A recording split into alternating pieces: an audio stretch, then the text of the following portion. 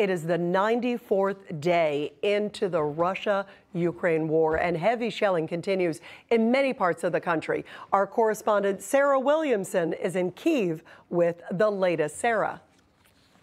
Good morning, Rita. And that's exactly right. Russia's advancement in the east of the country just continues to get worse and worse. This shelling in the east is getting heavier, with areas like Severodonetsk in the Luhansk region. The Ukrainian-held Luhansk region is continuously getting shelled and looks like it is almost practically encircled. Now, this is an area, this Ukrainian-held stronghold is really just hanging on by a thread at the moment and could fall at any moment. This is one of the main areas of concern for the Ukrainians at this point, because at this stage the Russians have basically looks like they might overtake the whole of the Ukrainian-held Luhansk region.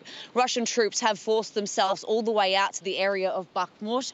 Now, this is to the west further out to the west of the front line, which really means that they'll be pushing this front line further out into the centre of the country and really just taking over more and more of the Ukrainian territory as time does go on. Now, if we go further down to the bottom of the country as well, down in the southeast of the country, Mykolaiv has been hit rather heavily today as well. And down in Zaporizhia, Russians are continuing to advance on that area as well, particularly focusing on the area of Orikhiv. Now, I was just down there a few days ago, and there has been some heavy shelling within the last 48 hours as well. There's been some video that's been released showing just how the ongoing artillery fire between both sides that you can see. So the Russians really are actually at the moment outnumbering the Ukrainians. The Ukrainian armed forces have admitted that they are being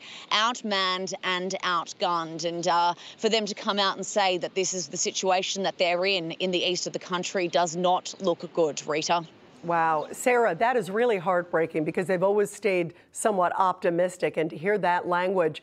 Have they been talking? There was a report that I saw just a few minutes ago about a hypersonic missile used by Russia in the last 24 hours or so. Have you heard anything about that?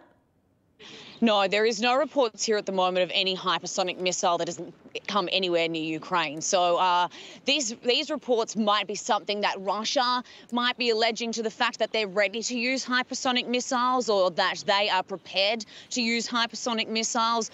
But if there was a hypersonic missile that had landed in Ukrainian territory, this is definitely something that us here on the ground would know about by now. Yeah, certainly, for sure. You know, the other big topic, Sarah, so much is with that new embassy, the U.S. embassy opening in Kiev. There have been reports that potentially U.S. Special Forces could be coming in to protect it. And I've seen reports that it could be anywhere from maybe 2 to 3 dozen U.S. Special Forces. That would mean U.S. Special Forces physically on the ground there. What are the thoughts about that? What's the discussion about that? And does it look like that may happen? Well, Rita, it's actually interesting, because we drove past the U.S. Embassy only a number of days ago, and although there is security around it, it doesn't look like there would be any presence of any special forces there at the moment. So at the moment, this still is just a report.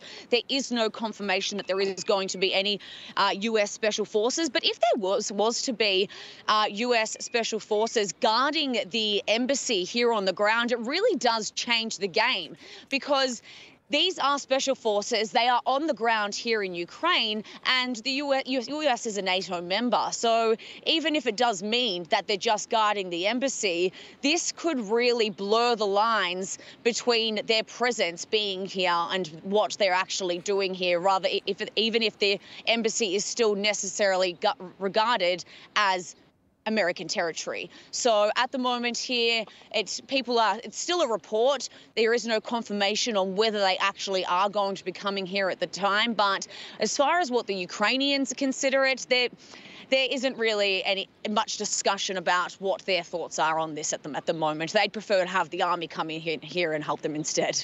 Yeah, no, I'm sure they would love to have as much as possible. There's so much discussion because you're right. It does blur the lines and maybe change a lot of the dynamics from the U.S. perspective and from Putin's perspective, too. There's so many issues here. Absolutely. Sarah, thank you very much for reporting live there and joining us from Kiev. We really appreciate it, Sarah. Thank you.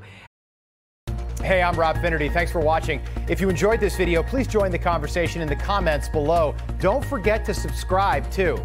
Hit the bell icon to be alerted to breaking news. And remember, there's a whole lot more on Newsmax TV, America's fastest growing cable news network. Newsmax TV, we're real news for real people.